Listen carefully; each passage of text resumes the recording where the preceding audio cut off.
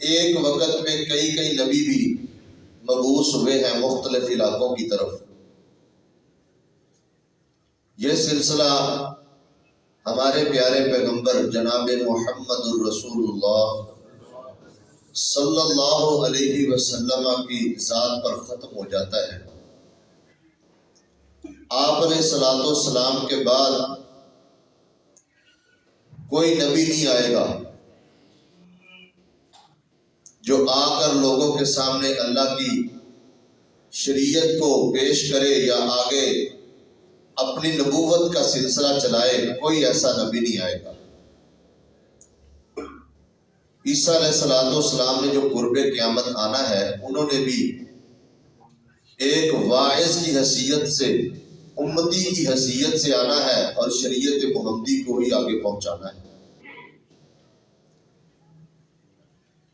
نبی علیہ الصلوۃ والسلام کے بعد دین اسلام کی خدمت کا، تبلیغ کا یہ بیڑا آپ کے شاگردوں نے، آپ کے صحابہ کرام نے اٹھایا اور پوری دنیا کے اندر پھیل گئے۔ جبکہ مکہ مدینہ میں رہنا ایک افضلیت والی بات ہے، فضیلت والی بات ہے۔ نبی علیہ الصلوۃ والسلام کی ایک حدیث میں آتا ہے، آپ نے فرمایا اگر کوئی بندہ کوشش کر کے ممکنہ حد تک مدینے کو اپنا مسکن بنائے اور وہیں فوت ہو، اس کے لیے یہ بہتر ہے۔ اس کے باوجود صحابہ کرام نے خدمت دین کے لیے، دین اسلام کی نشر و اشاعت کے لیے، کفر کے مقابلے کے لیے مکے کو بھی چھوڑ دیا، مدینے کو بھی چھوڑا۔ پوری دنیا کے اطراف و اکناف کے اندر صحابہ پھیلے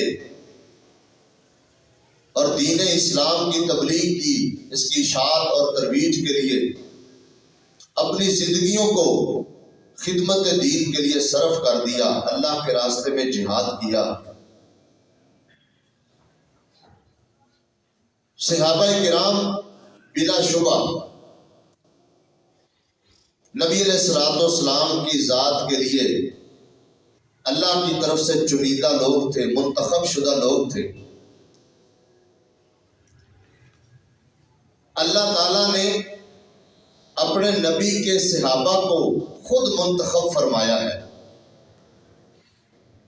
جن کو شرف صحابیت سے مشرف کیا ہے، یہ اللہ رب العالمین کی مرضی تھی اور یہ اللہ تعالیٰ کی چاہت تھی اور مشیت تھی۔ وگرنہ اگر یہ چاہتیں اور مشیتیں نہ ہوتی، صرف نبی کی اپنی ہی خواہش ہوتی، تو یقیناً آپ کا چچا جنہوں نے آپ کی بڑی خدمت کی ہے، ابو طالب، وہ مسلمان ہو جاتے۔ باوجود آپ علیہ السلام نے یہ خواہش کی کہ ابو طالب مسلمان ہو جائے، کلمہ پڑھ لے، انہوں نے کلمہ نہیں پڑھا، اپنے آباء و اجداد کے دین پر ہی فوت ہوئے، حالانکہ ساری زندگی نبی کی خدمت بھی کی ہے، آپ علیہ السلام کا ساتھ بھی دیا ہے، آپ علیہ الصلوۃ والسلام کے لیے کی کفالت بھی کی ہے، لیکن اللہ کو منظور نہیں تھا، اللہ رب العالمین کی مشیت اور چاہت شامل نہیں تھی، وہ مسلمان نہیں ہوئے۔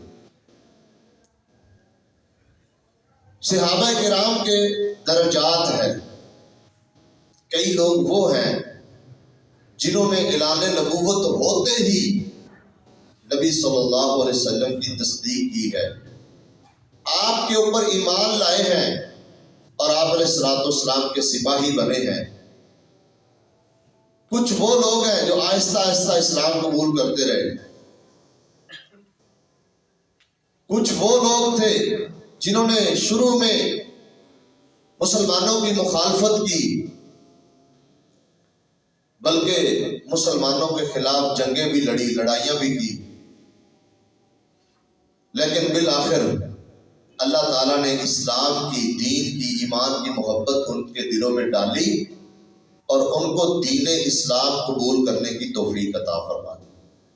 وہ کلمہ پڑھ کر اس عظیم الشان گروہ کے اندر شامل ہو گئے۔ درجات کے اندر تفاوت ہو سکتا ہے، فضیلت کے اندر تفاوت ہو سکتا ہے، لیکن مجموعی اعتبار سے وہ شرف صحابیت جیسے عظیم الشان اعزاز سے مشرف ہو گئے۔ اللہ تعالیٰ نے ان کو یہ اعزاز عطا فرما دیا۔ صحابہ کرام کی جماعت پوری کائنات میں سے سب سے بہترین جماعت ہے۔ اللہ تعالیٰ نے جس وقت نبی مکرم جناب محمد الرسول اللہ صلی اللہ علیہ وسلم کا انتخاب ختم نبوت کے لیے کیا نا، تو پوری کائنات کے دلوں کو اللہ تعالیٰ نے دیکھا۔